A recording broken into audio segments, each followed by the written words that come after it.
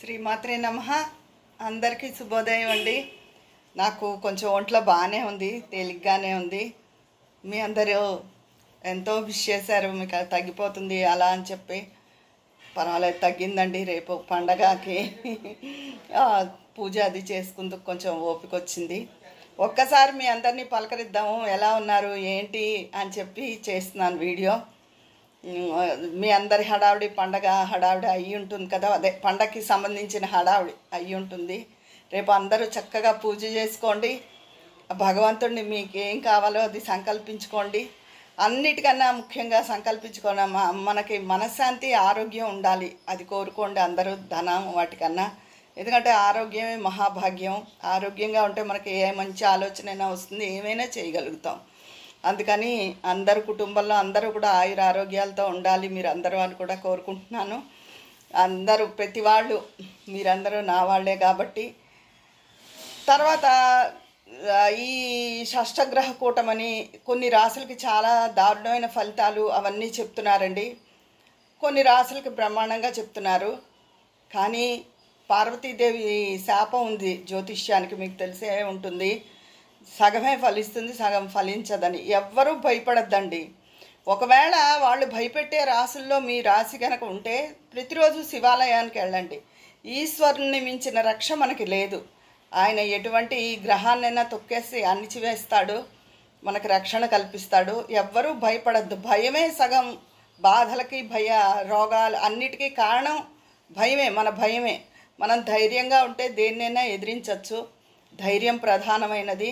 ధైర్యంగా ఉండండి, మీకు శక్తి అదే వస్తుంది. ఏదైనా అనుకోని పరిస్థితి వచ్చినా ఎదుర్కోగలిగే శక్తి కూడా వస్తుంది. ఆ దుర్గాదేవిని, ఆ ఈశ్వరుణ్ణి ఎల్లప్పుడూ ప్రార్థించండి. తరచూ ఎవరు ఏదైతే జాతకం బాగాలేదని చెప్పారో, అయినా ఈ గోచారం ఏమీ కరెక్ట్ కాదండి. మన జన్మ జాతకం ఎలా ఉందో దాని ప్రకారమే మన పుట్టిన టైము, వాటి బట్టి మన జీవితం నడుస్తుంది, పూర్వజన్మ కర్మను బట్టి తప్ప ఈ గోచారం ఇది గోచారమే. ఇప్పుడు చెప్పేవి అవి కరెక్ట్ కాదు. ఎందుకంటే ఒకే సంవత్సరంలో పుట్టిన వాళ్ళు ఈ లక్షణాలతో ఉంటారని చెప్తారు. ఏమీ ఉండరు. నేను ఎంతోమందిని చూశాను, ఒకే ఇంట్లో ఒకే రోజు ఒకే నక్షత్రాన్ని పుట్టిన వాళ్ళది వీళ్ళ స్వభావం వేరు, వాళ్ళ స్వభావం వేరు. అలా నేను చాలామందిని చూశాను.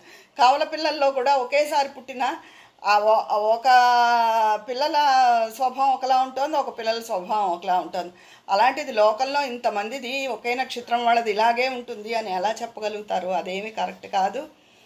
ఏదైనా ఉన్నా కూడా, చిన్నపాటి తేడాలు ఉన్నా కూడా ఈశ్వరుడి సంరక్షణలో మనం ఎప్పుడూ ఉంటే, తరచూ శివాలయానికి వెళ్తూ ఆయన్ని పూజిస్తే ఆయన అలా మనని కాపాడుతాడండి. ఎవ్వరూ భయపడద్దు జాతకాలకి వాటికిను.